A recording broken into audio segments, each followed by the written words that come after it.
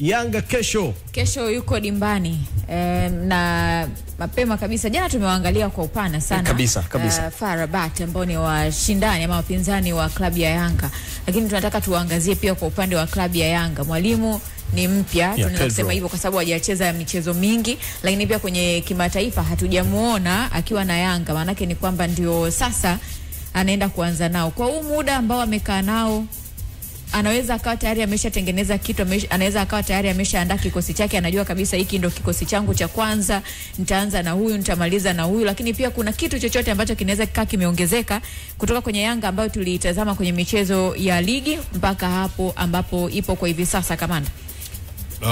Kiukweli sidhani kama kuna kitu kikubwa kinaweza kuwa kimeongezeka kwa sababu ya muda na kulingana pia na assignment iliyoko mbele yao. Manake unajua tunauliza hivi kwamba kuna kitu kimebadilika, ni kwa sababu Yanga msimu huu imeonekana yes inacheza vizuri, lakini kama kuna kitu kimepungua kwenye timu yao, hasa kwenye performance, even though sio kikubwa sana. Yani ukirudi hata kwenye msimu uliopita ukaangalia wakati kama huu na kitu ambacho Yanga amekipata kwenye michuano ambayo anacheza ile kama ilivyokuwa mwaka jana, matokeo hayakuwa tofauti. Labda kama mtu anazungumzia kwamba kuna dalili zinaonekana kwamba labda Yanga inaonekana kama inaanza kustruggle ama inaonekana kama imefika mwisho wa cycle, lakini kwa kusema kwamba kocha huyu mpya amebadilisha kitu, ni aghalab sana kuona kwamba labda kama kuna mtu alikuwa na uwezo mdogo na ndani ya wiki mbili ambazo kocha amefanya kazi,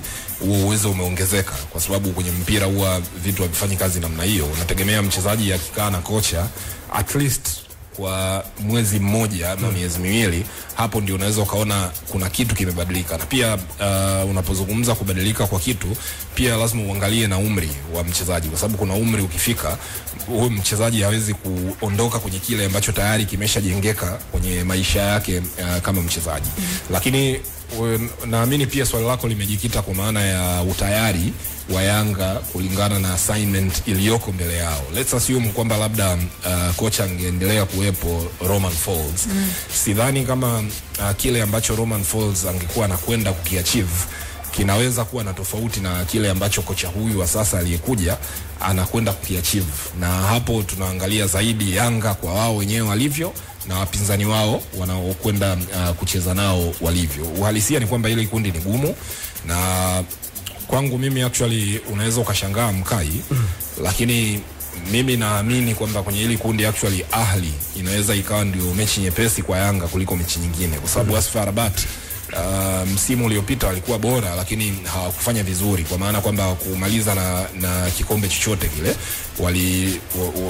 Msimu uliopita hawakutoa ubingwa wa ligi ya Morocco, walikuwa wa pili. Hawakutoa Champions League ambayo waliongoza kundi lao, lakini hata ile kuna kombe Morocco kule linaitwa Throne Cup, kombe la taji la mfalme, pia hawakutoa. Kwa hiyo wana njaa ya tofauti na timu kama Ahli ambayo imekuwa inafanikiwa mara kwa mara. Msimu uliopita walikosa Champions League, lakini msimu huo wakachukua ubingwa wa ligi ya Misri. Kwa hiyo assignment iliyoko mbele yao ni ngumu, na I don't think kama kungeweza kuwa na outcome tofauti kama angekuwepo Romain Folz ama ambavyo amekuwepo huyu kocha sasa hivi. Kamanda, Yanga wapo nyumbani. Wana faida ya uwanja wa nyumbani, hilo la kwanza. Lakini la pili, hawa FAR Rabat ambao unawazungumzia, wana kipi kipya cha kutufanya sisi Yanga tutishike? No, sio, it's not about kitu kipya Mkai. No. Na issues za home ground advantage mara nyingi zinaendana na unaicheza naye. Kuna timu ukicheza nayo, whether umecheza nayo Mwezini, Pluto, Jupiter, ama mmeenda kuchezea Antarctica kule, ama milimani kwetu Upareni kule, kama kuna uwanja mzuri, outcome itakuwa ile tu, kwa sababu unajua basics za mpira huwa zinabadilika kwenye maeneo machache sana. Au labda kwa mfano wakacheze kule kule Bolivia, La Paz kule ambako watu wanahitaji mitungi ya oxygen. Of course FAR Rabat Mkai ni moja kati ya timu ambazo zina unbeaten ya streak ya muda mrefu kwenye bara hili la Afrika. Mechi yao ya mwisho kama tukiangalia hapa kupoteza umepita muda kidogo toka walipopoteza mechi yao ya mwisho. kama kwenye mashindano mbalimbali. You have to go back to tarehe 3 mwezi Mei. Nadhani hii ilikuwa ni mechi ya wakati wanaelekea kumaliza ligi ya Morocco. Walipoteza mbele ya Wydad kwa mabao 2-1. Toka wakati huo wao, yani ukikukuruka sana umepata draw, lakini mara nyingi yani timu ngumu sana kufungika. Na hata ukiangalia kwa mfano kwenye ligi ya Morocco sasa hivi msimu huu, baada ya mechi 8 wameshinda mechi 5, wamedraw mechi 3, na kwenye ligi nzima wamefungwa goli 1 peke yake. Nataka hicho tu. Kwenye ligi vizuri sana wameruhusu goli 1 peke yake, meaning kwamba na wao ndio timu ambayo pia kwenye ligi wao pamoja na Wydad wamefunga idadi kubwa ya magoli. Wydad yeye amefunga 14 na wao wamefunga 14. Wydad ameruhusu magoli 5, wao wameruhusu goli 1. Kwa hiyo you can imagine ni timu ambayo ina defend kiasi gani, lakini pia ni timu ambayo inashambulia kiasi gani, kwa sababu rate ya kusema unaruhusu goli 1 kwenye mechi 8 za ligi, na ligi yenyewe ni ligi ngumu kama Morocco, ambayo sometimes hata zile timu kubwa zinasumbuliwa na timu za madaraja ya kati na chini. Unaweza ukaona kwamba ni timu ya kaliba ya aina gani. Of course hatulengi kuwatisha Yanga, lakini huu ndio uzito ambao wanakwenda kupambana nao. Kwa hiyo kila mtu lazima apate picha halisi ya level ya mpinzani ambayo wanakwenda kucheza naye. Sawa. Nikiwa hapo kwako kamanda, ili tuhame kwa George Magunga, naomba unitajie kikosi chako cha kwanza ambacho kesho kitaanza kwa upande wa Yanga, na utaniambia na sababu kwa nini umeamua kuanza na first 11 hii. Of course golini as usual Djigui Diarra. Namba 2 I'd prefer Israel Mwenda. Namba 3 kama Shadrack Boka yuko sawa, nitamprefer yeye kuliko Zimbwe. Na hapo kidogo naomba udadavue kidogo. Kwa nini Boka na si Zimbwe? Kwa sababu Boka ni defender mzuri kuliko Zimbwe. Yes, kwenye majukumu ya ulinzi, kwenye ukabaji. Yani mimi kwenye eneo la kushambulia tofauti yao sioni ikiwa kubwa. Yani hawajapishana sana. Yani ni wamepishana labda 1% mpaka 2. Lakini tofauti yao kubwa kama wachezaji iko kwenye kutimiza wajibu wa ulinzi. Shadrack Boka na defensive instincts bora kuliko Zimbwe, lakini pia height yake inasaidia sana, kwa sababu unapocheza na timu kutoka Morocco, moja kati ya silaha zao kubwa sana ni mipira ya cross. Moja kati ya silaha zao kubwa sana kwa washambuliaji ni kuhead mipira. Kwa hiyo unapokuwa una defender ambaye kidogo height yake na pembeni pia wanakuwa na kasi sana. Wana kasi. Kwa hiyo unahitaji mtu ambaye hata kuwa mvivu kwenye kutrack back, lakini mtu ambaye kweli yani atazuia cross. Na Shadrack Boka hiyo kazi nadhani wote tunakubaliana kwamba anaifanya vizuri kuliko Zimbwe. Zimbwe anaweza kuwa bora kwenye ile mechi ambayo unajua kabisa kwamba mimi nitashambulia zaidi, nitahitaji kushambulia. You go with Zimbwe. Defenders wawili nadhani Ibrahim Baka yuko eligible kucheza huku. Kwa hiyo Ibrahim Baka pamoja na Dickson Job. Although mimi ningeprefer kumpea Mwamnyeto na mmoja wapo. Lakini ndio unapanga cha kwako kikosi hapo. Na of course napanga kulingana pia na uhalisia, kwa sababu najua Mwamnyeto kwa muda mrefu hayuko kwenye first 11 ya Yanga. Kwenye eneo la viungo wa chini nitaprefer Aziz Andabwile pamoja na Duke Abuya. Waweke double pivot pale nzuri kabisa, ambayo itatugarantii kuwa na watu 6 nyuma ya mpira wakati tunashambuliwa.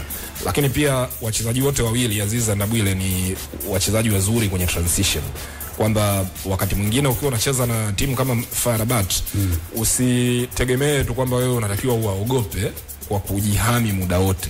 Lazima zitatokea nafasi ambazo wewe utakuwa unashambulia wakati umewapokonya mipira. Kwa hiyo kama watadominate umiliki wa mpira na una midfielders kama Aziz pamoja na Duke, hawa ni wachezaji ambao pamoja na kwamba kuwa ni viungo wa ulinzi, lakini wako sound kwenye transition, wanaweza kudribble na kuprogress mpira kutoka kwenye hatua moja kwenda hatua nyingine, na wana pass, na wote ni shooters wazuri. Aziz ana shoot nje ya box, Duke ana uwezo wa kushoot nje ya box. Kwa hiyo ningependelea zaidi kuwa nao hao wawili.